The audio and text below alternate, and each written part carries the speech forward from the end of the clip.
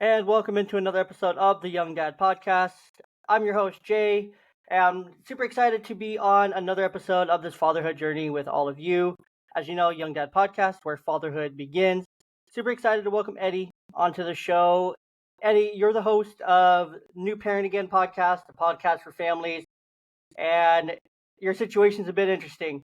You have an 11-year-old and a 7-month-old, so you really are a new parent again. Quite literally. So tell us a little bit about you, kind of how your platform got started, a little bit of the backstory behind the pretty significant age gap there between the two kids, and then just anything else you want us to know about you. Yeah, so thank you for that. The background behind the concept of the show was really just kind of an accident, really. Um so the whole thing started with the website from the new parent again, and that being the fact that I have two kids, two girls that are 11 years apart from each other. At the time it was 10 years, right, with the pregnancy turned into 11, but almost exactly 11 years apart from each other. And I thought, you know what, that's kind of cool. What if I started a website and did like a blog and just kind of got it together? Because there's a lot of experiences out there, something that I can document my time with, maybe something I can help other people with, and especially dads, right? Because a lot of the platforms that we see online, social media, things like that, they're not really geared toward the father figures. They're more geared towards the mother, or not even the entire family, but it's more of the mom vibe strictly with the parent role. And in my house and with a lot of my friends, we don't share that type of stereotype. The guys do just as much as the moms do just as much as the guys. It's shared responsibilities. We do as much as we can to help support each other. And that's what really inspired the idea. Plus, like I said, running into everybody saying, "Oh my God, you guys are pregnant again. You guys are doing it again, right?" The word again just kept popping up over and over. So I was literally driving one day and I was just like, you know what? I am a new parent again. I don't have anything. I don't have any more toys. I don't have the crib. I literally have to buy everything all over again. So it's like, we're going to do this journey one more time. And then when we got a little further into it to the first doctor's appointments, we realized how much everything has actually changed. Even the technology for finding out when you first have the sex of the child. For us, I think it was like 6 months, something like that. But now it's like 3 or 4. So when the doctor told us that, we were just like mind blown because they can do blood tests now. And that's something that we weren't really prepared for. So just as we got more and more into the pregnancy, we realized that how little we actually know all over again, because everything's changed so significantly. The other part of that too is that when people have their other kid, they always say that one is definitely not like the other. I can tell you for a fact, in my case, my two kids are direct opposites. So everything that I thought I knew or understood is not there anymore. I'm totally starting fresh all over again, which is a beautiful thing. And it's a lot of work being almost in my 40s now from my 30s. It's a big change. Um, and then the podcast is the same name, New Parent Again. And that started on a whim. I just thought, you know what? I have some old DJ equipment. I want to try something new. It'll be fun. I sat down with my daughter and we just recorded an episode just for fun. So we've got a few episodes here and there of just me and her talking. And it turned out to be something that I really enjoyed. And then I was really nervous about putting it out there into the world, right? Because when you break into social media, even on a blog, you have to write your feelings if you're actually writing. And you have to put stuff out there that you may not be comfortable putting out there. So once I finally got past that wall, it got a little bit easier. And then I did the podcast thing and it got a little bit easier. And I said, you know what? This is actually a lot of fun. Then I started getting feedback from people, feedback I was really afraid to get, right? Because it's like you put it out there and you want people to hear it, but you really don't want anybody to hear it that you know, just because you don't want to get embarrassed, right? You probably understand where I'm coming from with that. Mm-hmm. So I put it out there and I started getting positive feedback. They're saying, hey, you know what? Your daughter sounds really good. That was the feedback. It wasn't, I never did good. And that's okay, right? Because I'm here for my kid. And I love it. Everybody was like, you know what? Your daughter sounds awesome. Your daughter sounds really professional. And you know what? They're right. She did sound really, really good. And I was really impressed by the progress she made, being that she was only 11 years old. We've never done anything like this before. And for the most part, she was a really shy kid growing up. So to see where she's at now, becoming more full of her spirit and being able to talk on a microphone and engage and interact and not be so afraid of what people think about her is a big deal to me. And I can look at this in the future and say, hey, we did something. No matter what happens of it, we will always have that record of our conversations. And that's pretty cool. No, that's awesome. No, I 100% get that. How, because when I started my blog, I started with baseball, I started with sports, and it was just kind of dumb just to write, just get out there. Really like baseball, got really into it. I've always loved baseball. So I'm like, well, I like writing too, so I'll just combine the two, start it. Got more and more into it. Stuff started posting, going out there, getting feedback, and I actually got a ton of negative feedback at first. Just from random people, syntax, typos, all the things, like all the nitpicky, nitty gritty things. When we started the podcast, it was like, well, the volume's weird on this one. And I'm just like, well, everyone's a critic. It's fine. We're just going to keep moving forward. We'll adjust it. We'll edit it. Yeah. We'll just go with whatever it is. It's early. I don't expect it to be perfect right now. It'll Yeah, be the better by the time we get to 100. yeah, the internet is brutal. I mean, it's really easy for people to speak their mind without any repercussion. And that can be a really bad thing, but it can also be a good thing too if they're actually right and there's something that we could take away from it. Um, because we don't really know the context behind where they're coming from. But sometimes, people will say things that we can listen to, and I've had to learn to get past that too. And this is something that I had a long conversation with my daughter when we started doing this, and I was like, hey, if we do this, and people may actually listen to this that we don't know. And with that risk comes people saying things about us because they don't know who we are. How do you feel about that? And at first, she kind of had a pause, and we did it on a podcast, and she had a pause, but then she was like, "You know what? I don't really care."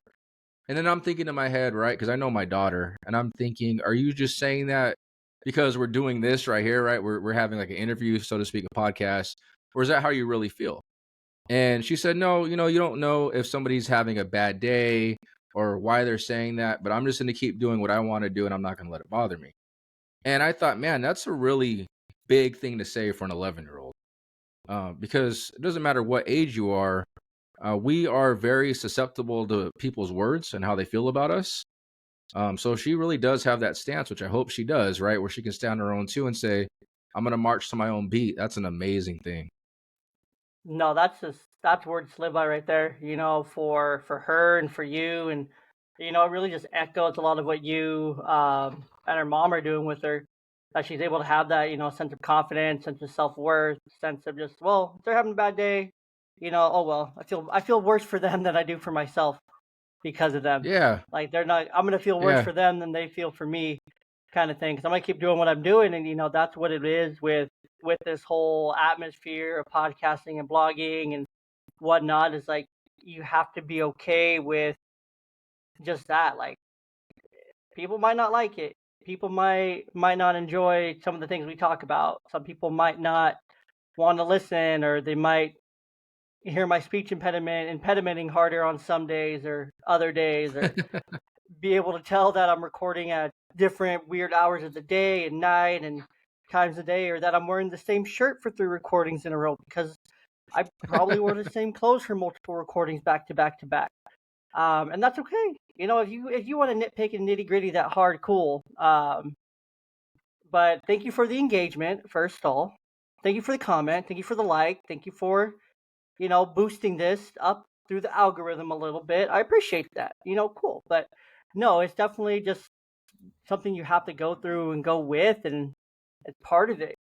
Because I mean, if I would have stopped after the first 10 negative feedbacks or negative comments, like I would have been like every other podcast, 95% of podcasts out there that stop after 2 to 10 episodes.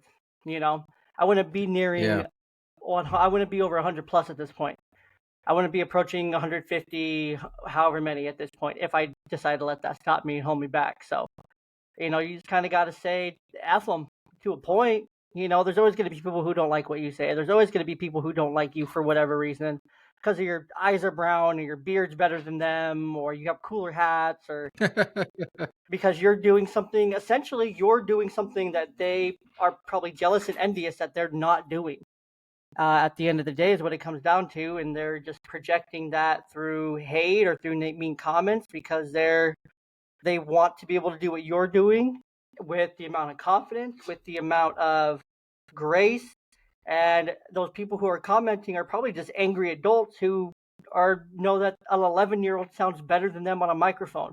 that an 11-year-old is more educated, more well-spoken, able to hold a better conversation than they are, or they're just jealous that she gets to talk to her dad and that's projecting through them kind of thing. And we never know what someone else is going through, but I think that's so important that she Right. has that perspective. Like, oh, they're just having a bad day.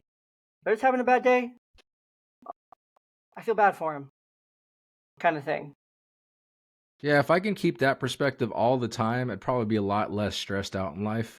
Like, you know what? It's cool. Like, it's not that serious. Because as we get older, we have to deal with so much more stuff too, right?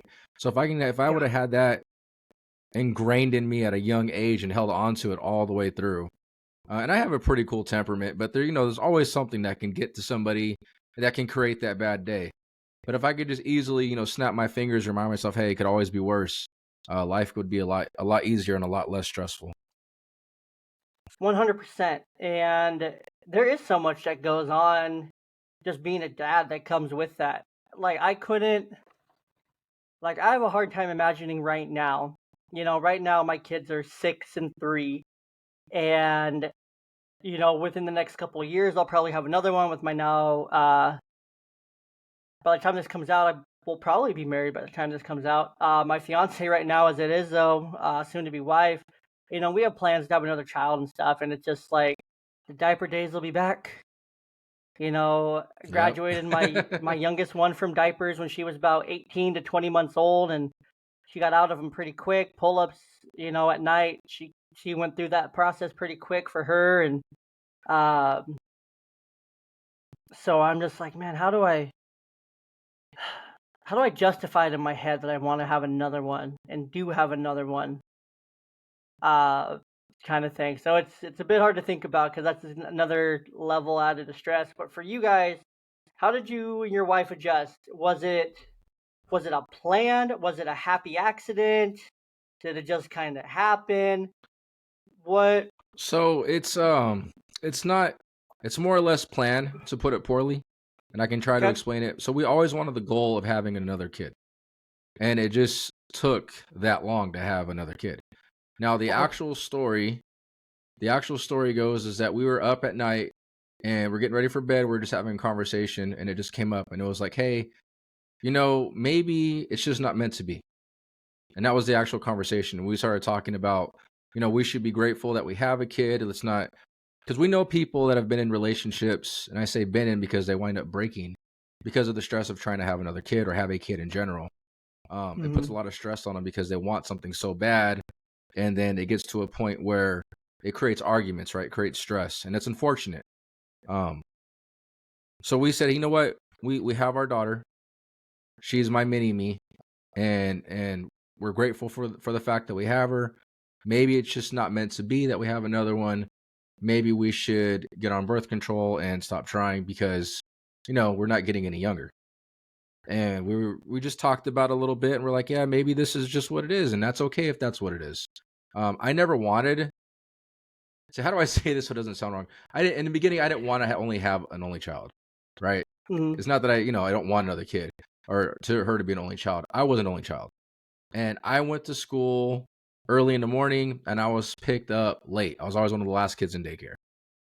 And so I didn't want my daughter to be an only child because I know what it's like not having anybody else to hang out with. I had my neighborhood friend kids, right? I had a bunch of friends growing up. We were all different ages and races, and it was awesome because we got to see all different types of life at an early age, and it was the greatest thing ever. But when they're not around, right, I'm by myself. And I know what that's like, even for an hour, sometimes it's miserable. Now, I know sometimes for people that have siblings, right, they would kill for that hour by themselves, but I never had that opportunity. I only know it one way. So I always wanted to have a second kid. My wife has a huge family. She has her version of the Brady Bunch where she has her mom's side, right, and they have their kids. Dad's side, they have their kids. And then she is the bridge between the mom and the dad. She's the only kid out of the parents. So she's the final bridge that connects the two together. So mom came with her Oh, okay. kids, dad came with his kids, and then they had her.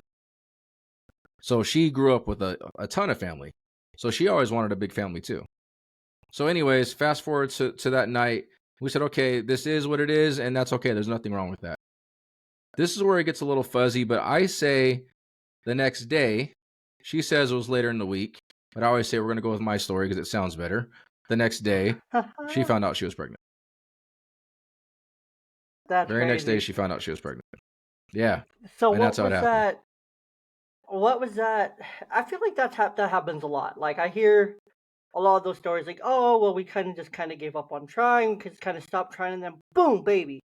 Uh, it's so common, but it's also really common the opposite, where there are those struggles, and it does lead to significant relationship problems. And that's one piece of advice that I would always give people 100% of the time, is make sure that you're on the same page as far as family planning, and you talk about the what ifs, because you don't want to talk about the what ifs. No one wants to talk about the what ifs. It's like, well, what if we only can have one, or what if we can't have any, or what if we can't do this? Because my fiance and I we're both almost 30, and just understanding our bodies biologically, we're both super healthy. We take really good care of ourselves, diet, exercise, all the things. But we significantly worry about, like, if we try to start having kids after 30, like what'll happen, because like just the overall quality of our reproductive system goes down significantly. That's just science, pretty Listen, at much. 30, you've got nothing to worry about. I 30, you've mean, got nothing to worry about. true. 30 is still a young 20, trust me. It's ironically though, I think it's 35 if I remember correctly. They considered it a geriatric pregnancy. And that was a Yes, really yeah. funny word to hear them describe my wife, because she's you think geriatric, right? You think like Flintstone old. Oh yeah, But it's not the case. She was 39. Well, we're both 39 now. But yeah, it's not. But that's what they labeled. They labeled a geriatric pregnancy. But in your early that's 30s, you got crazy. nothing to worry about. We had my first at what, 20, well, 11 years back, right? So 39, 38, 37, something like that. I don't know. It wasn't that bad. It wasn't No, that bad. okay. Or late 20s. So how did that adjustment go? Like when you told your oldest daughter, you're like, hey, how did you guys tell her, and what was her initial reaction? So that's actually a good question. We wanted to make sure it was very special. The one thing that my wife was very adamant on was making sure that when we explained this to her, it didn't mean that she was number two, that she was in second anymore. Because my daughter has always been in the spotlight. She's been in the spotlight for all sides of the family. We have a big family, so we didn't want her to feel like she was being replaced. As I what I think I'm trying to say. Okay. Um, that was very, very important to us. So she plays basketball. The day that we kept it a secret, we found out, I want to say right before Halloween, and we wound up having some people over our house at the last minute, all of a sudden for Halloween. So I have a huge mouth. I wanted to tell everybody. My wife's looking at me. She's like jabbing me in the side. She's like, "You better not say a word. Don't say anything." And I'm like trying so hard to keep it in. It's not that we didn't want to tell anybody, but it was so early in the pregnancy, we wanted to make sure that everything was okay. We didn't want to make any early announcements where something could happen, because yes, we are later, right, into our age. My wife is also diabetic, so there's other health risks that we don't fully understand yet. So we'd hate to say yes, we're pregnant, and then something happens. It's a very scary reality. It's something Definitely. that nobody wants to deal with, but it's always the elephant in the room, right? Like it can happen for any reason. It can happen, and the fact of our age and health conditions, because she's diabetic, made it worse. So we both agreed to keep it under wraps. So fast forward to the day that we had our first what is it, the when they can see the baby. I can't even think right now. Ultrasound. Um, thank you, the ultrasound. So we had the ultrasound, and we got to hear the heartbeat, and that was the day that we had decided that we were going to tell her. So before that, though, we prepped everything. We found a treasure hunt online, and we changed it around, modified it, right? And we put like something in the dryer, and then something here and something there, and it chased her all over the house. And what it was a custom puzzle piece, or a custom puzzle, wood puzzle. And she'd put all these little pieces together, and it had a riddle on it. I don't remember what the riddle was anymore, but it was something to the effects that she's going to be a big sister. And we had an inclination that she wasn't going to really understand it at first. So we got this really big box, and it had layers in the box. So the first layer was she was really crazy about Lilo and Stitch at the time. So it was a Stitch doll holding a baby. And she was like, "Oh, thank you. This is the one I wanted." And we're like, not exactly, right? Like, not exactly. So then we're like, okay, well, lift the next part. And it was a letter. And in the letter, it was very heartfelt. It was something that her mom and I wrote together.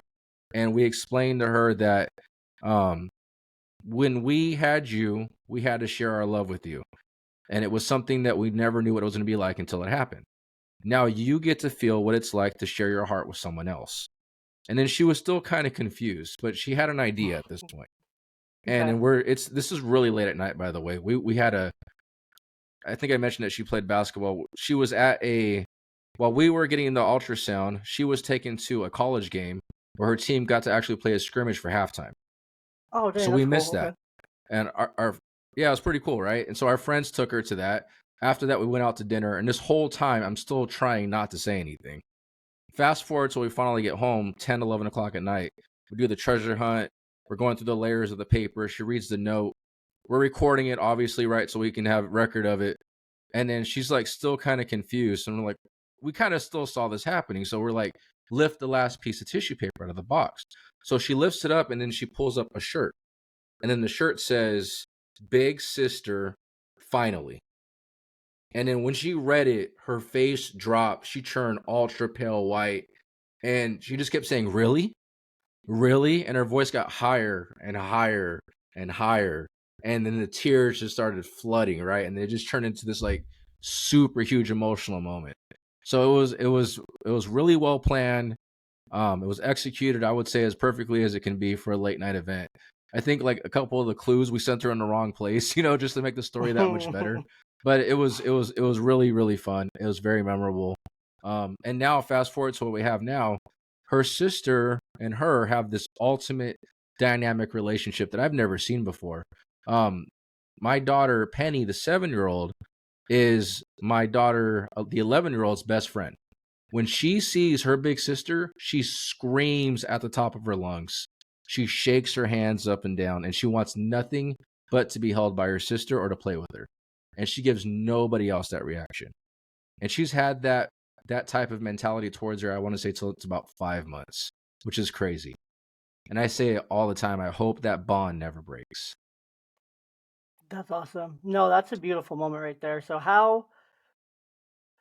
does your older daughter, does she take on a lot of those, or does she try to take on some of those like extra like caregiving roles, displaying some of the natural like female instinct with the baby, to help and be inclined to like help with dish or help with like diapers and changing her or holding her when she cries to soothe her? Like, does she take on any of those roles, or how do you guys balance her like still being a kid herself while also trying to learn how to be a big sister, while also trying to like Right. help her learn these things? So it's like something that, well, if she's kind of older, maybe she does need to learn that.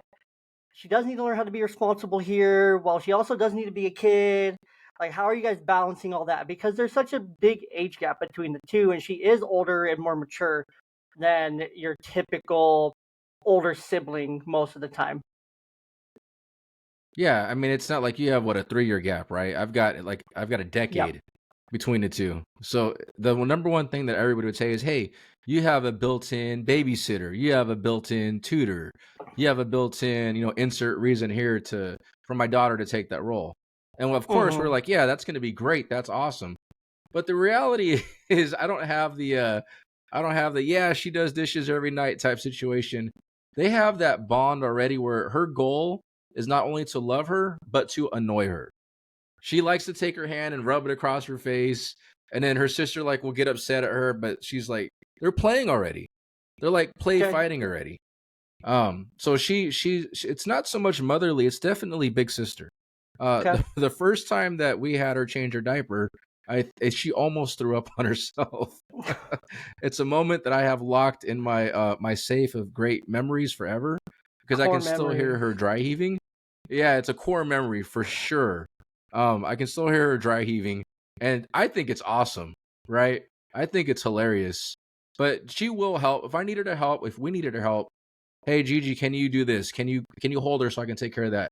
Can you take care of this for us? And she will step up and she will get it done. But at the same time, she still has a lot of stuff to do on her own too.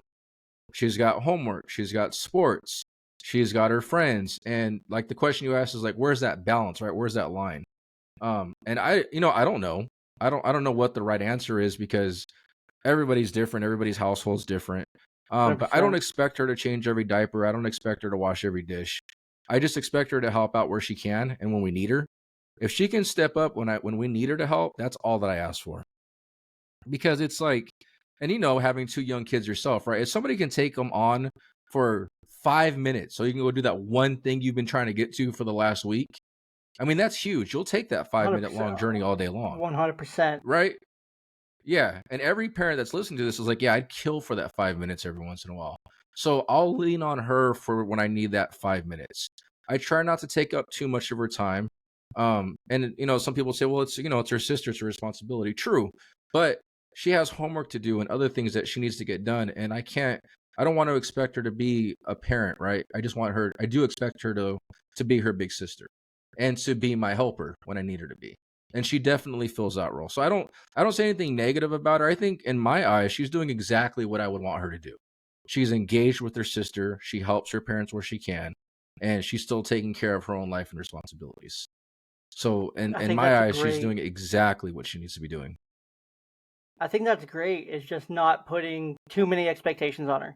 Letting her, you know, essentially make the choice to be responsible for herself, help out as much as she can, be able to, learn and grow and stuff, and give her those opportunities to be a big sister, to, show that responsibility or to take those things on and understand like those roles. Because I think it's a very easy for kids in this or for parents in this situation if they were similar or had a significant age gap. They're always going to have the older siblings watch the younger sibling or cook for them or clean up after them or do these things for them that are all. I should not be drinking a fizzy drink right now. Uh, but they're going to have. I'm drinking some carbonated water and it's like carbonated, extra carbonated tonight, it feels. But they're always, I feel like it's so easy to say, oh, well, like you said, it's your older sister, it's your little sister, it's your responsibility. Yes, but it's also your kid at the same time. Like you can't just push off all your parenting responsibilities onto this child who is a child. Like they still got to do their thing. They still deserve to Right. have a childhood. They still deserve to have fun. They still deserve to go and hang out with their friends. They didn't ask for this to have. They didn't have a baby. Uh, Yeah, you did. and every You house is had the different, child. right? Every house is different. Right. Mm-hmm. It's my responsibility. Then there are kids out there that are like, "Hey, I want to change the diaper. I don't mind cooking for the kid." Mm-hmm. And the dynamics are so different across the board. So I guess I'm cautious when I hear questions like that because the general reaction, everybody's got a perspective, right? So I don't say Mm-hmm. anything that says that you shouldn't or couldn't or can't or won't. I just let my daughter kind of find the groove that makes the most sense, as long as it still works with us. But like I said, when I need I that mean, 5 minutes and she can provide that 5 minutes of time, that is huge to any parent out there. They'll understand what that means. 100%. No, I get that. 1000%. And I think that's important. Every household is going to be different. Some kids want to be more helpful. Some older daughters are going to want to just naturally be more motherly and more like, Dad, can I feed the baby? Can I do the bottle? Can I do this? Can I do that? Can I put her to sleep? Can I put her to bed? Can I do this thing and this thing and that thing and this thing and that thing? Like, do you want to? Sure. Some households are going to be very different to where that's going to be a need of the family and that's going to be something that's very well understood. And it's going to be different for every household, like you said. So I like that. 100% true.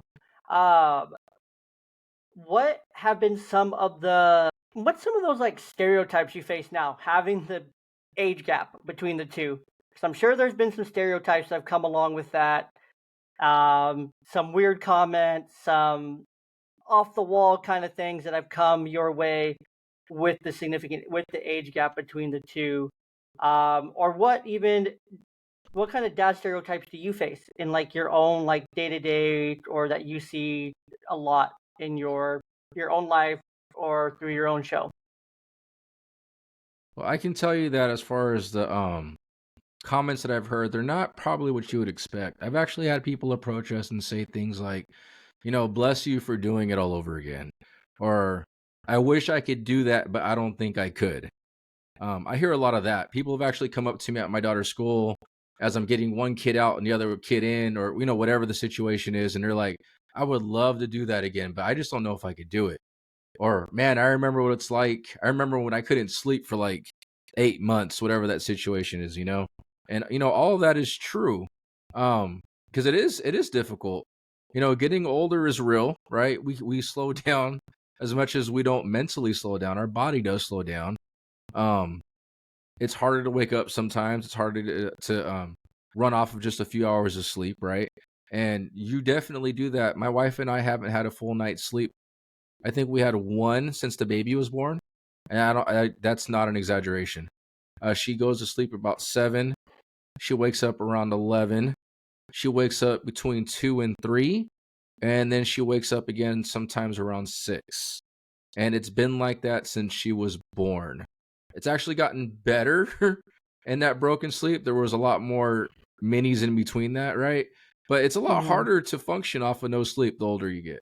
So I would say that's the biggest thing that I've heard. As far as the other part of the question, the stereotypes that I've seen. So when I talk about stereotypes, I don't necessarily mean like stereotypes that I face. I guess I get them too, though. But I'm a very involved dad. I and volunteer at my daughter's school as often as I can, and there is a core group of us that do spend a lot of time trying to help out with as much as we can, and we're involved. Um, but the one thing that I see that my friends and I've talked about, like I mentioned earlier, was that dads aren't always part of the picture, and I've got a very very select, close friends. Right, everybody's got friends, but then there's the core, the best friends, and I can certainly say that my best friends are all great dads. They all stand up for what they believe in. They're all involved with their kids. They do everything they can to be a part of their lives, and it's not necessarily just the social media stereotypes that you see of the dad's clueless or things like that. And to me, that's something that's always bothered me because that's not the way I see things. I mean, we're on a podcast now with two dads, which means that we're very proud of our title, right? Being a father is something special. Being a teacher is special. Being a coach is special. And these are titles that we should take very seriously because we are molding our future, and we do a lot as parents and as fathers. And it's not just to go and work and bring in money and that's it, and then the women take care of the rest. Like, that's such an old cliche and such an old stereotype. I know dads that have multiple jobs. I know dads that work around the clock and still come home and spend time with their kids. I haven't been to a single house that has, this is the woman and she does the dishes, and I take care of the outside labor. Like, there's no division of labor. I mean, I'm sure it's out there, but it's not in my house and it's not with my friends. And if that's how people roll, that's cool, whatever. But the dads are very much involved. And that's what I've always felt like is the wrong stereotype. Like, I would love one day to go on social media and for that to be churned down just 10%. You know what I mean? I mean, do you know what I'm talking about? Do you see stuff like that on social media often? 100%. So And that would love, yeah. it's um it's weird because it's like we still haven't broken out of that. And a lot of it goes to, and I don't mind it. It's my platform. I can do whatever. I can get as in direction I want, but it gets very political very quickly when you look at it and you dig into kind of where it's coming from. A lot of it stems from, and there's nothing wrong with it. There's been good and there's bad. Just like with every major movement, there's good and there's bad. There's negative and there's positive. There's pros and the cons. But to the extremes that it's went, the feminist movement, to the extremes that it's gone, to where now you look at it today in 2024 in this lens, it's like men are the enemy of society. Men are the villainized across the board. even the best dads out there, the best dudes out there, are still a villain in someone's story because they're male. For whatever reason, we're villainized. We're put onto this place where it's like, well, you're just bad because you're a man. And within our own groups, within our own circles, we know that that's not true. Within our own dad groups, within our own friendships and close circles of dads and people who we trust, who we're close with, we know that's not true. We know we're great. We know that we're doing all the things. But it's these weird stereotypes that I don't understand why. Like, I see them all the time on TikTok. Like, I saw one today that was, the video was just of a woman, and the thing on the video said, these are all the reasons, remember this video when I file for divorce, kind of thing. These are the reasons. Ooh, Open drawers, ooh. clothes on outside of the hamper, just the dumbest, stupidest stuff. Just the dumbest, but that's what's trendy. That's what gets the views. Is anything to, like, partner shaming, bashing, those things. It's like, what icks are such a big thing? Oh, if a guy's too nice, it's an ick. If he's too this, that's an ick. If he's too friendly, that's an ick. Like, the good qualities are icks, bad qualities are hot and sexy, and loyalty and respect are icks, but not being faithful and loyal's cool and whatever. And call me what you want, take it for what you will, to each your own, make your own choices, live your own happy-go-lucky life. But, it's, why is that cool to shame your partner on the internet? Why is that cool to, just for clicks or something, to say, oh, well, these are the reasons I get divorced? How about, and what it really comes down to and boils down to is that we don't know how to communicate with each other anymore. We don't know how to bring up simple little minuscule problems with each other. Just saying, look, Eddie, I the when we were hanging out the other week, the thing you said when we were down at the Burger King, that joke you made, I didn't really find it funny.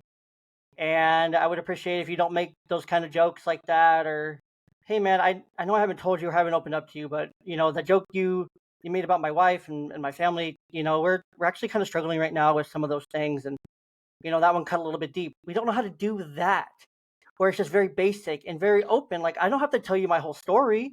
I can just be like, look, Eddie, the thing you said, that wasn't cool, man. I would appreciate if you wouldn't do that. Your response, most of that time, if I was to come at you like that, it's like, oh, dude, like, for sure, my bad, my apologies. Now that I know, I'll do better. I'll do better, because that's what we do as dads. We hear that, it's like, oh shoot, okay, let me take that step back. Let me evaluate. I apologize. That's on me. I'm gonna do better. Thank you for telling me. And hey, just so you know, I'm also here for you. I got you. If you want to talk, I got you, bro. Kind of thing. Versus you come up to me and you're like, Jay, the thing you said hurt my feelings. Well, I don't. That's not my fault. You got offended. All these things. Like, well, why are you so offended? Or you approach it. You're like, bro, that's super offensive. Like, what are you doing? Like, come on, man. That's not cool. That's messed up. And I'm just like, whoa, whoa. Or you're like, whoa, I was just trying to talk about a problem.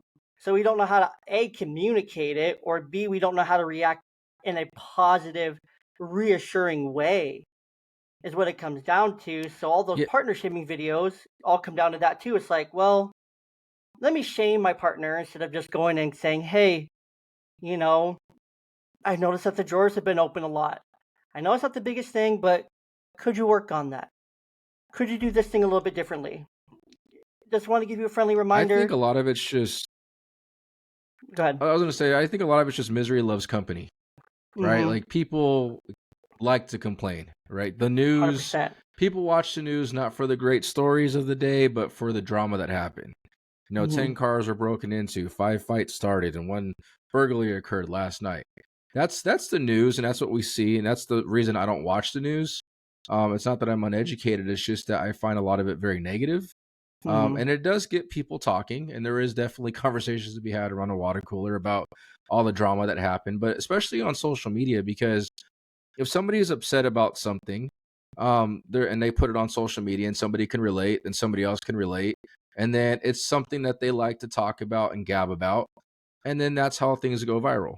It doesn't necessarily make it right. There might be something small that somebody could resonate with, but the topic of the partner of the other half is actually very relatable and very easy to pick at, because it doesn't have to be their current relationship, or they could maybe just be out of a relationship, or they can just agree where they think it's funny because, hey, my partner does that too. I don't plan on divorcing him, but hey, look at this dummy, because this reminds me of you.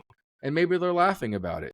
But Mm-hmm. yeah, it's very easy to have those conversations about why somebody annoys somebody else. Like I said, misery loves company. One thing my 100%. wife and I always agreed on is we don't talk bad about each other. If we're having an argument for whatever reason, because we are human, right? We're gonna have disagreements. My wife and I have been together for over 20 years. We're high school sweethearts. So to say that everything's perfect all the time would be a Aww. lie. Yeah, we've been together forever. There's a whole nother story to that one. I chased her for an entire summer before she finally broke down and went out with me, but it was worth it. But Worth it. we've had arguments and disagreements, and you're going to. And anybody that says that everything's perfect is lying to you. I've always said that, and I'll stand by that. And as people say, I'll die on that hill because it's true. Um, but we don't share that with other people. We feel very strongly that that's our business. Because the minute you open that up to other people for their opinion, then it changes and skews the reality, right? If I'm upset Mm-hmm. about something and I go to somebody in that moment and they start adding gas to the fire, then it's going to get out of control. And that's what social media does. And people love to pick on people for whatever reason, and especially when it comes to the husbands and the spouses of relationship, they love to throw gas on the fire, and that's exactly what I see social media doing all the time. 100%. And I can speak to that firsthand because um, my ex-wife, that would happen all the time, where it was always different opinions. It was always letting all these people in and trying to see our business and involving and letting just all these things be known to just, you know, her circle. And there's a difference of trying to get support and just trying to get opinions and whatnot. Right. And the societal climate as it is now is like, girl, if you say divorce, girl, 100 of us, we got you. Go do those divorce papers. Go do it, kind of thing. It's all like, do it, cool, like go do it, kind of thing. It's just unquestioned support. I'm not even gonna ask more questions. Like, I'm just gonna give you reassurance and the green light to go and do it, kind of thing. And there's no Yeah, it questions only takes when it 1% really. of the information. Mm-hmm. Like, It only takes how 1% of can the information, you right, for someone to agree. 100%, like, how do you take that 60-second clip of this one Right. video, and then you who know nothing about this person, you don't know their name, you don't know where they're from, you don't know their whole relationship, you don't know their whole story, you don't know all these things, and yet you can confidently say and morally say and ethically say with yourself, oh yeah, go do that. Like, what Yeah, no. it happens all the time. It happens all the time. And that's another reason too that we don't share, because if you really want to, I mean, obviously, I'm sure she's had a deep conversation with one of her friends or family in the past, and I've had a deep Hmm. conversation with a close friend, right? Ones that I know that I can share things with, where I just have to get something off my chest or get an opinion on something. Um, that's very few when it happens. It's rare, but sometimes everybody needs somebody to talk to. But it's like, if you're in that 100%. situation and you're the other person listening, all that we really want in that situation is for you to listen. We're not necessarily really asking for advice. We're just trying to get something off of our chest. That's what I feel like. I've heard that 100%. people get upset when they're telling a story, right? And then people automatically start telling you what you're doing wrong or what you should be doing. Um, they don't realize, yeah, they don't realize that when they're telling you, when they're giving you advice, all that we're hearing is, you're not listening to us. You're telling us what you think we're doing wrong. And I know something's wrong already. That's why I'm talking to you about it. But I don't need you to continue to twist that knife and to tell me what I'm doing wrong. I just need you to listen, hear me out, and then when I'm ready for the advice, I'll probably ask for it, and then we can have and build a conversation upon that. But yeah, it's very hard, and that stings people too, and that can definitely make things worse for whatever that topic is. And that's so important, and that's where it becomes just getting support kind of thing, because you may just need that sounding board to just get it off your chest, to get it out there. To You can preface it saying, look, I don't need advice, I don't want advice right now, I just need you to listen, kind of thing. It's kind of where I'm at with this thing. And you don't have to go into all the details. You can, add addendums to the story as you go along to make it not negative, or to protect your, relationship and things that may have been said and all the things like that, and give enough context for it to make sense, to get enough off your chest. That's when it becomes support, versus let me air out every single little detail. Let me say what you said, what you did, what you smelled like, what you your body. Let me give you all the details, kind of thing. That's different. That's too much. That's too far, kind of thing. If you need support, get the support. If you need advice, if you need a distraction, if you need to talk about it, if you just need someone to listen, clearly specify that with the other person, so that they know what to give you, so that you can get that support in that way. If I come to you, Eddie, look, I'm really struggling. We got into an argument. I don't want to talk about it. Can we go to Lowe's and look at tools or something? I've been wanting to get a new drill. Will you go with me and help me get out of the house, and so I can have a distraction, get some air, and walk around and cool off, kind of thing? Or can we go down to the track and go for a walk or something? I need to go do an activity or whatever it might be. Like, that's support. That's getting the support you need to help you process it, versus airing it all out there, because who knows what that's going to turn into from there. You break trust, you break anonymity. Is that what I'm trying to say? You break loyalty, you break, just what you guys had between the two of you. Like, keep it between you guys. And if you guys are really struggling to talk about it, and you guys can't even communicate through it, and you feel like you have to go to all the other people all the time, maybe that's an additional sign for you guys to go. And I'm talking to listeners here. Maybe that's an additional sign for you guys to go and see a specialist, a therapist, someone to work through those bigger communication issues that you're having, so that you can actually move forward confidently, to make sure that you have a lasting resolution, versus airing it out to these people and the cycle and the pattern continuing. Yeah, So, there's a lot to that, but yeah, I mean, communication is definitely key. I can tell you that, for all the years experience that I have with my wife, is that that's the biggest part of what makes us who we are.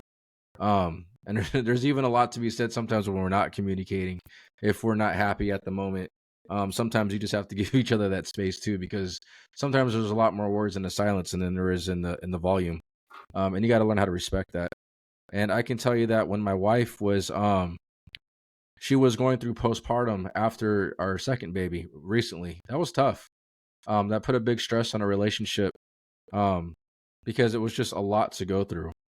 And she didn't really have it the first time, at least not, I wouldn't say as noticeable as it was the second time. But being together for so long, there's constantly tests of a relationship. And having kids is definitely one of them. I mean, you hear about people that, like, they can't pick out paint together, they can't clean out a room together, they can't, do certain things together for so long. And raising kids, man, that's critical. And it's a lot. The decisions are much greater than just what movie you go watch and what dinner you have tonight. So there's definitely a lot in the communication phase. But one thing that we definitely have learned how to pick up on are each other's cues, talking to each other, being honest. Sometimes we don't want to be honest with each other, or just respecting each other's space for a little while. Yeah, there's true. definitely a lot to that. True. There's a lot of layers there. Uh, but it's so important to learn those things and to work through those things. And really, it comes down to that communication piece, and learning those things, and paying attention and caring enough to respect those things, but also make those agreements up front. Like, look, I want to do this. We want to keep these things between us. We're going to work on this together. and then this is what this looks like from here, kind of thing. Of course, you can still have those deep conversations with those you're closest with, uh, but I feel like it's so important with that, at least for me personally.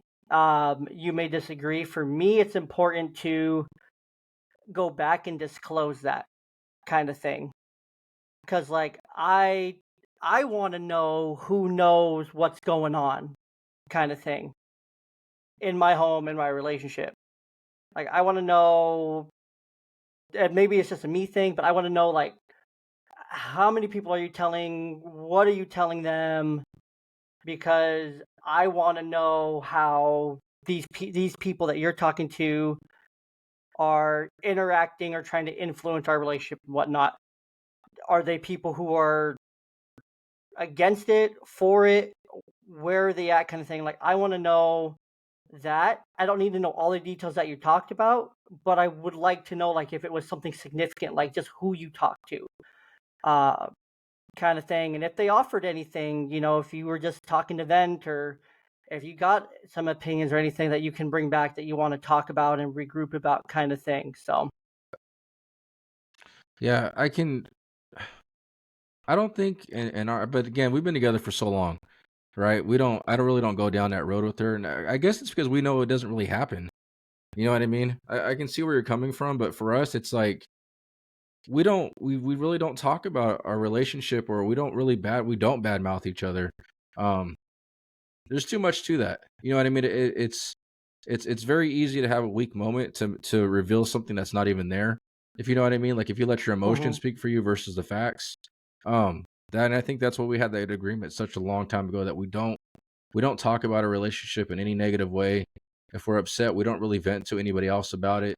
And we'll come back and we'll talk to each other later about it. Be like, this sucks because I don't have anybody else to talk to about this sometimes.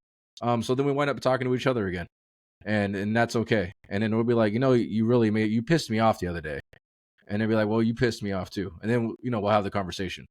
But it's good and it's bad.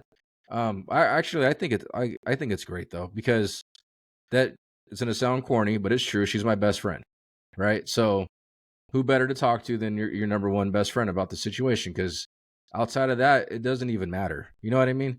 And but again, we've 100%. been together for so long, man. Like we've been through so much stuff together for over all these years. I mean, we got together when we were like 16, 17 years old, to being almost, almost 40 years old. And we still sit back and we're like, can you believe that, we have this? Like we never envisioned where we're at today. Like that wasn't part of it, right? We were going together in high school. We were driving around in my car, my little 2-seater pickup truck with a stick and a bench seat, with like 5 people in it that you can only fit 2.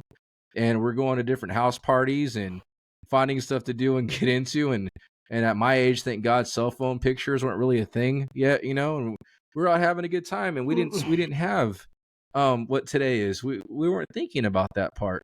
So to see that where we're at now is where we have a house, I have my own business. My wife has a really good job. My kid's able to go to a private school. We're able to have another kid. It's like these are just our blessings, man. And I know it sounds kind of corny and cliche, but it's real. Because we never envisioned that where we're going to be at today. So I'm very lucky to have such a good partner in my life where I can say, hey, you know what, babe, I'm going to try something new. And she's like, go for it. Whatever it is, go for it. Because I started this business with my business partner 6 years ago, and we're still making it work.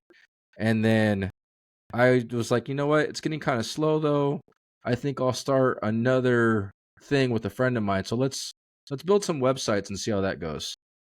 And then 3 weeks later, we got almost like a website a week.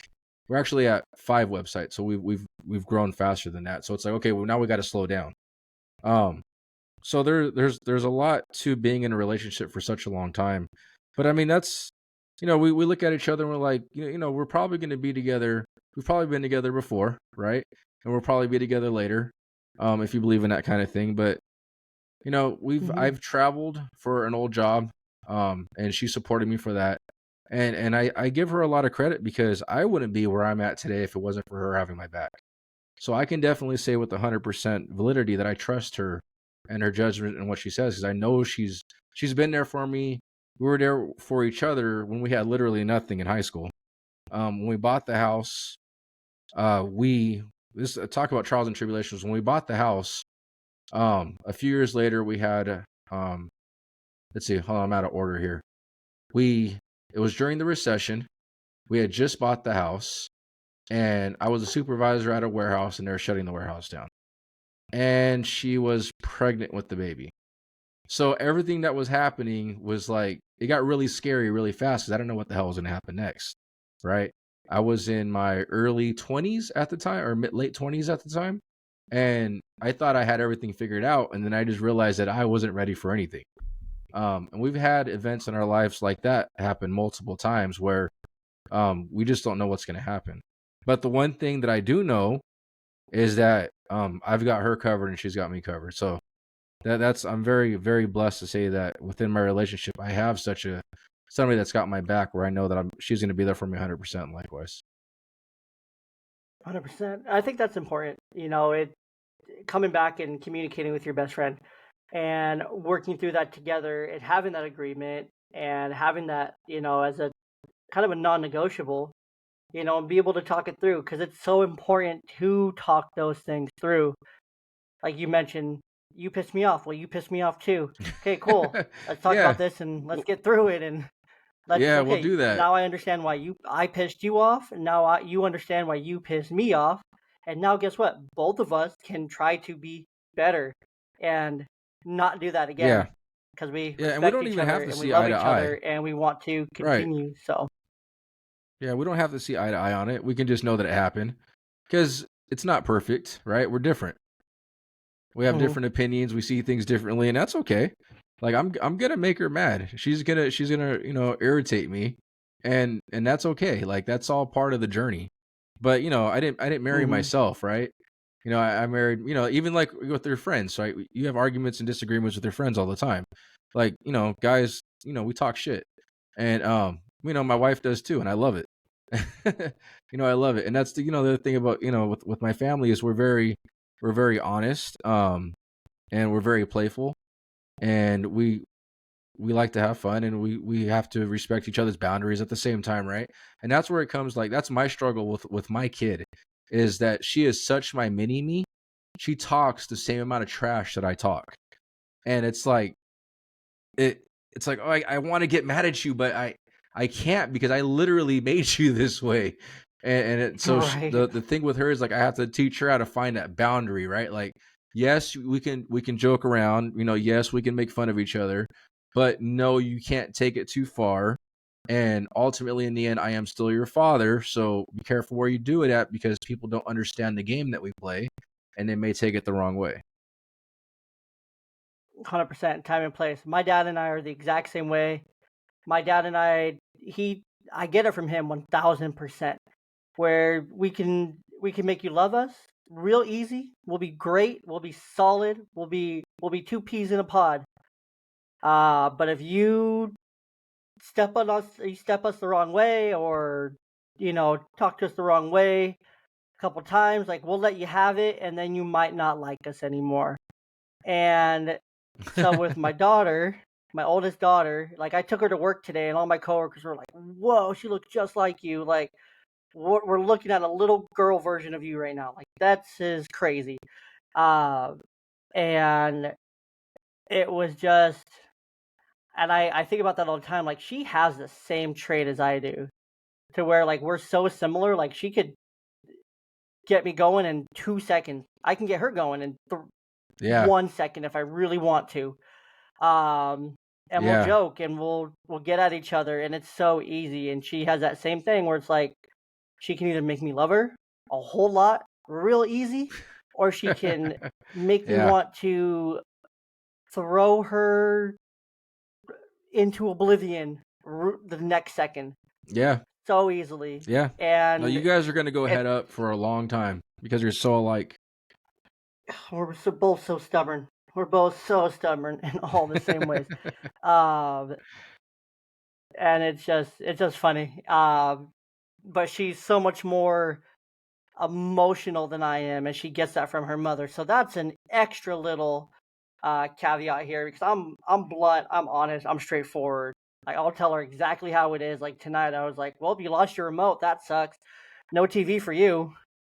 And it's just the tears are starting. I'm like, "Well, you lost Oh. it. Like you left it. I don't know where you left it. You're not looking. You're not helping. You're not helping yourself here, and you have to live with it tonight. I'm so sorry. Like you have to live with it right now." Oh, I think I lost you. So I think we did too for just a second. There you go. Let's do this. Let's wrap. Let's jump into the YDP3 here. 3 questions I ask every guest. We'll wrap up with these real quick. Looks like the server's having some issues, so let's wrap before we lose it here. First question is, where are you rooted? And rooted can mean like where you're physically like rooted, like where you live kind of thing, or like what are the roots of who you are? Like what makes up like your core values, who you are as a person, who you are as a dad, and the innermost workings of Eddie himself. Okay, well, I can answer both parts of the question. So I'm from Stockton, California, which is unfortunately well known for all the wrong reasons. Are you familiar with Stockton at all? I'm from the Bay Area. I'm from Oakland, so yes, played a lot of Okay, ball in yeah, Stockton in yeah, high you're school. familiar. Yeah, awesome. So yeah, so I'm from Stockton, but the roots, a lot of them are from here because I'm blessed enough to have most of my family from here. I have family from both my mom's side and my dad's side here. My mom was born in Chicago, but she wound up coming to Stockton and raised by her grandma, and she has a big family. And my dad was born and raised in the south side of Stockton with a big family. And I am still to this day surrounded by my family. So I would definitely say that that definitely makes up who I am, is being surrounded by a lot of good people. My wife, when she was my girlfriend at the time, and I first got to meet her family, she was like, "Hey, just so you know, I have a whole bunch of brothers, and they all told me that they were gonna beat up my first serious boyfriend. So get ready." And I pictured all these like big tough dudes getting ready to beat me up, right? So I was very nervous. I'm not gonna lie, I was nervous because they're all older too. And I met them and they all liked me. And they liked me so much that my wife was actually a little disappointed that they didn't give me more of a hard time. I mean, I hit it off with them right away. And she was like, that's not like, I'm glad they like you, but I wanted something out of this. And it was, for her, it was very anticlimactic. But, you know, I've been good friends with her family since the day that I met them, all of them. Her Incredible. sister, I've known a little bit longer because I met her sister. Her sister and I used to work together at a Safeway in Stockton, and that's how I actually met my wife. At the store, I saw her walk in one day, and I was like, "Hey, who was that?" And she was like, "Oh, that's my sister." And this will prove how old I am. I gave her sister my pager number, and I told her to have her sister. Oh, But and yeah, that's so I would say my roots are in my family. Like, huh? no, I love that. I was gonna say, and that's as they say, the rest is history. Yeah, the rest is history from there. But that's how it all started with the Motorola pager number, man. You know that technology, that thing doesn't even exist anymore. Just to, as my daughter would say, back in the dinosaur ages. Um, but yeah, that's who I am. I'm definitely a part of my family. My family is huge to me. My parents are huge to me. My parents, they sacrificed a lot for me growing up. My dad worked swing shift, night shift. My mom worked a standard 8 to 5. So I was in school. You know, I was like early to school, or I was either late to school, not necessarily in between. And I was always one of the last kids to get picked up, and I was the only child, so I was able to go out and hang out with my friends. But um, I really respect what my parents did for me. They made a lot of sacrifices that I'm not talking about, because that's just a whole thing in its own. But yeah, that's definitely what makes me who I am. That's my drive, is to be better than what they did for me. I love that. That's incredible. And I can definitely say I can relate here because my now fiance, she has a huge family, and she was expecting them to not like me, give me a really hard time. But now, fast Right. forward to where we are now, is like I'll go over there and her mom and I will roast the crap out of her. Um, and I'll be Nice. like, "Hey, your daughter's being mean to me again," and Oh it's yeah, I do that it's too. I do hilarious. that too. Yeah, and I I do that too, love and it. then her I'm mom like, will come hey, over and hit her. yep. And then mine will Yep. get lectured, and my fiance will get lectured, and it's the best. It's so worth it. Like tonight, I got a text that her mom told her that she thought she was being mean to me and that she needed to apologize. It's funny. And I'm like, this is amazing. This is the good life. Next question here is what grounds you? So when you're feeling all like stressy and depressy, kind of out of whack, out of sorts, and you need to kind of come back to center, what helps you do that? So that's a good question. I have a saying that I've been saying for a long time, and it's every day above ground is a good day. And that's kind of my center. Like I know the obvious answer is like my family. I think about my daughter and my family and all that stuff for sure, right? But I remember that there's always worse. And that's always been like my central point to come back to reality is like there's always a stage below where you're at, and be grateful you're not there. So my number one saying is every day above ground is a good day. Love that. 100%. Great perspective. Getting late, guys. Getting late, folks. Great perspective to keep there. Last question here. Let's say I'm gonna set the scene for you. All right. So let's say we are. Do you still take your daughter to the park? Play with other kids at all? Uh Not so much. Big family, cousins and friends, so Okay. Let's say we're because she plays basketball, right? basketball and volleyball season just started today. Okay. Let's say we're at an open gym night. We don't know each other. We're at Okay. an open gym night. I see you.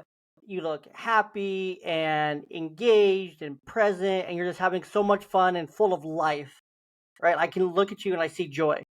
And I'm over here. I'm kind of just sulking. I'm kind of just there, definitely going through the motions, kind of negative, low vibe kind of thing, right? We make eye contact from across the gym, right? Classic Hallmark movie moment, the eye contact.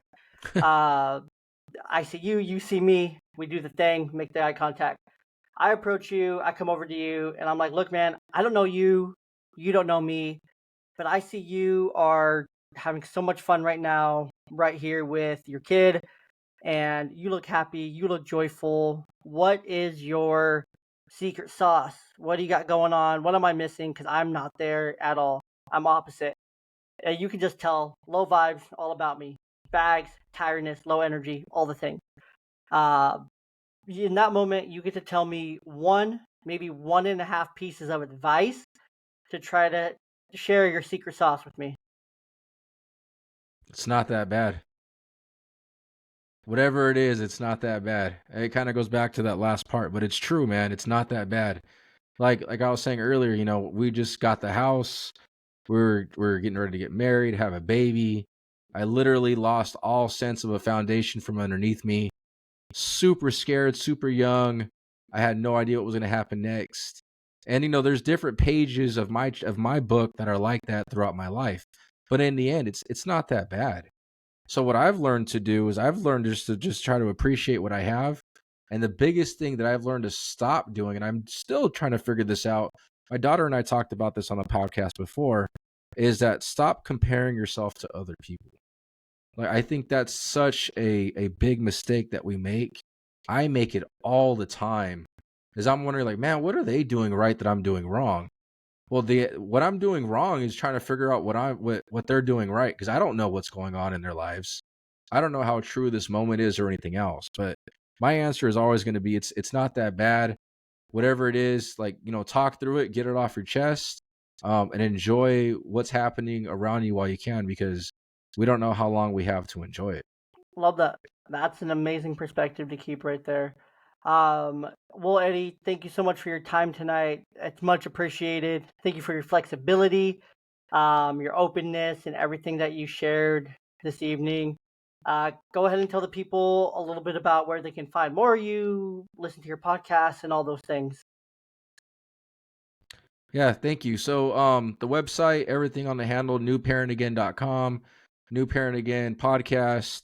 I even put together a little Facebook group, New Parent Again, same thing. It's just a support group for parents. Everything that I do is really just community based and driven. It's either my story or other people's stories. I welcome guest writers as well. And I even have an Instagram as well. That is just for fun though. It's more of hey, there you go. Yeah, that's the family. It's more of a meme account for the Instagram. But yeah, check it out. Reach out to me. If you want to guest post, I'm more than happy to do so. You want to talk on a podcast, I'm all for everything. Whatever anybody wants to do. If I can help or be a part of the conversation, let's do it.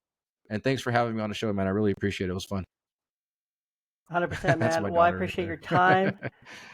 It was a pleasure. This is the website. I like to try to put this up at the end so people can know where they're going. So right here in the search bar, just Google newparentagain.com. It'll come up. If you land on this website, you are in the right place. Very cool, very interactive website.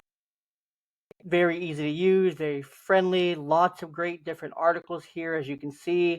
Lots of different categories here: AI, general advice, keeping the romance, mental health, newborn podcast, pregnancy, SEO, special needs, teenager, things we love, toddler, tweens, all the things. Like those are all so many great categories of advice, so many prevalent things today.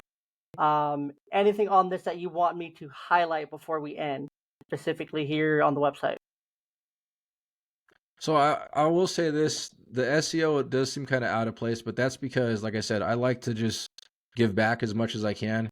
And when I built the website, I was struggling to understand a lot of things. So I'm behind on it because I have so much stuff going on, but I wanted to start putting things on here where that could help other people get started. So explaining what SEO is and stuff like that. So hopefully in the future, if you're trying to get yourself started and trying to learn a little bit, maybe this can be a resource for you where you can learn some things, where I document some of the stuff that people tell you that is easy, but for me it was difficult. So I try to break it down a little bit more for other people because maybe their difficult is my difficult and not somebody else's easy. To me, this was difficult stuff. So I started breaking it down a little bit more, and that was my goal for this one. Like I said earlier, my friend and I did start a website design company. So one of the things is to how can we help other people? If we can help you do it on your own, here you go. If you need our help, you can reach out to us. Or if you just want to be a part of the conversation, it's all there for it too. Everything we do is strictly to give back. Like I said earlier, I feel very blessed in my life. And I say this a lot too. I know it sounds corny, but the more that I can do to help anybody else, even if it's an impact on just one person, I think it's worth it.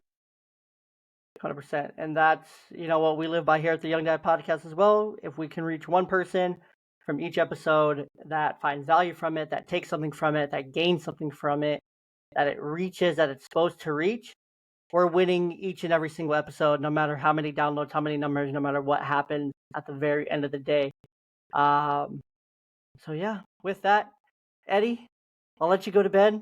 You may have a quick little nap in before the little one wakes up, but at least she's consistent with her time, so you know exactly what to expect, when to Yep. expect it. Um, but it's been a pleasure talking to you, getting to know you. Make sure you guys go and check it out.